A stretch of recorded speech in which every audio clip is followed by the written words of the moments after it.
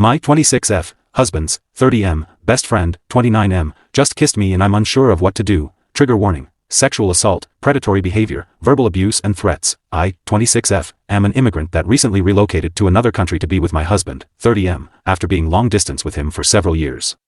Needless to say, my husband is my best friend and I love him deeply. Because I've struggled making my own friends here, I am on friendly terms with my husband's friends. They are all for the most part decent people and welcomed me with open arms, which I am grateful for. We all occasionally hang out and it's never really been an issue.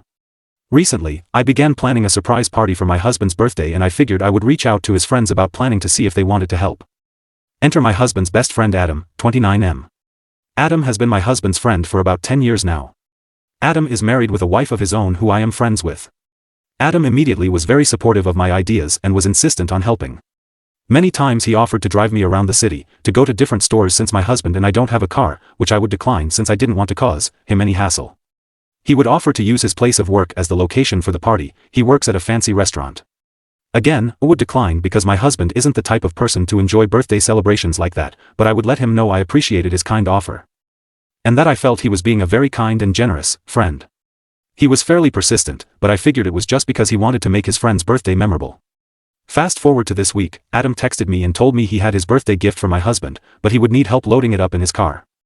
I asked about what it was but he just said a joke about how I would tell my husband so I couldn't know. I didn't think anything of it and agreed to help him today. We drove to the store, got the gift, wrapped, but it was big and heavy, and drove back. He put the car in park and as I started getting out, he reached out to me and kissed me. I was taken aback and immediately pulled away. I asked him what he was doing and he said that he thought I was cute and he wanted to shoot his shot. I asked him about my husband and he said that he didn't need to know. I was just overwhelmed and couldn't begin to wrap my mind around what was happening. He apologized and said he thought I was sending signals because of me saying he was a kind and generous person. He then said that my husband can't know about it. Because my husband would blame me and would divorce me, I'd have to go back to my home country, etc. I got out the car and just went inside. My husband was at work, so he doesn't know. I have a lot of conflicting feelings. I know I want to tell my husband, because of how Adam went about this proves that he doesn't have my husband's best intentions in mind and is incredibly selfish. My issue arises in how to go about telling him. I am super upset about this whole thing because it's a weird place to be in. I doubt my husband won't believe me because we have a good trust in each other, but I am nervous as to how this will affect the relationship. I'm nervous he will redirect those feelings of betrayal towards me. If that's the case, would it be justified? Edit. I have seen everyone's comments saying to tell my husband the truth. I am planning on telling him when he gets home, however, there seems to be some confusion as to what I'm asking for here. I know I want to tell him, but I am unsure how to tell him without it having an effect on our relationship. My husband is a good man, but no one wants to be the bearer of bad news, that their friend that they have known for years is an awful and manipulative person. I don't know how to breach the subject in a gentle way. I tend to let my emotions get the better of me, and this event has me thinking rather compulsively. I don't want to hurt my husband more than necessary. Update. My husband came home a few days ago and I surprised him with his favorite meal. I had a day off and was a ball of nervous energy, so I had cleaned the house, did laundry, and cooked. Basically, I wanted the environment to be as stress-free as possible for my husband because I knew it was going to be hard on him. So, we sat down to eat and he had been able to tell lately that something's been bothering me and he asked me what was going on. So, I told my husband as gently as I could and he was understandably upset. Thankfully, Adam didn't get to him before I did and he believed me. I know a lot of people were worried about Adam telling my husband lies about what had actually happened before I was able to, but this didn't happen. Thankfully. He was really mad at Adam for kissing me, but especially mad at him threatening me with deportation.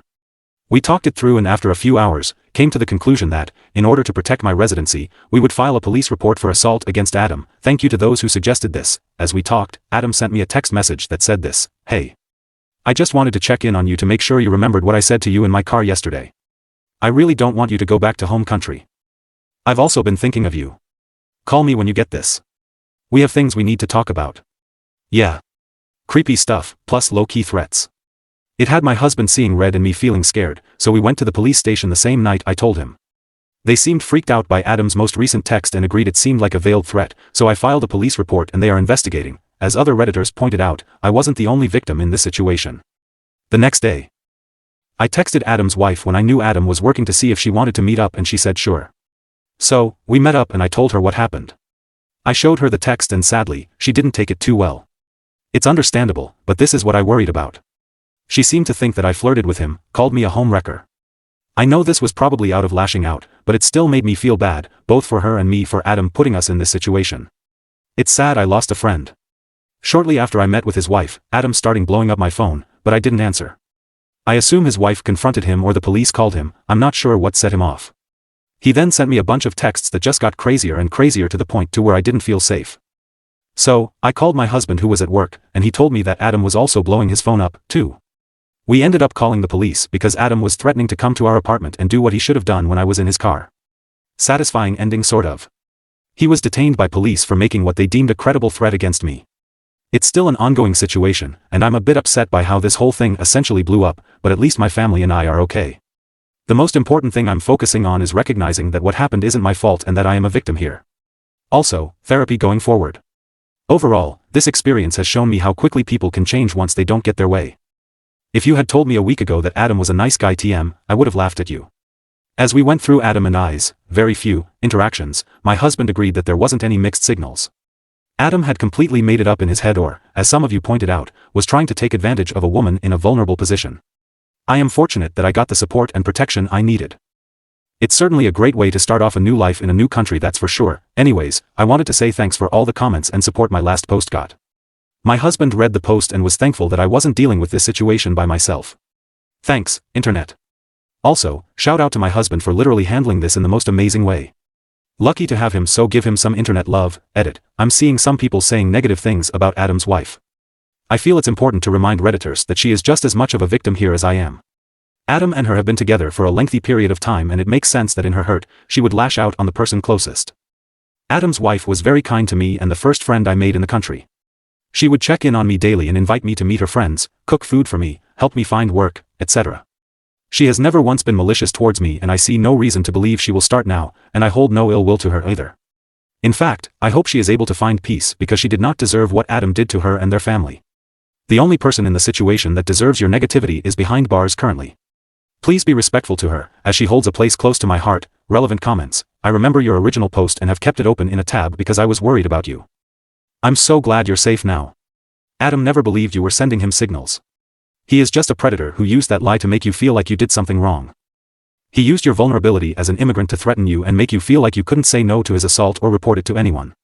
He was wrong. He didn't know you well enough to know you are too strong for that. He was too confident in his ability to intimidate you. He just saw you as an immigrant bride and likely thought your husband wasn't really in love with you because he thought your husband was like him. You probably aren't the first woman he has taken advantage of. He just got too cocky and made a really bad choice about his latest target. Hopefully your action has lessened the chances of finding another victim. Op replied, it was a trying week, but we made it through stronger at the end.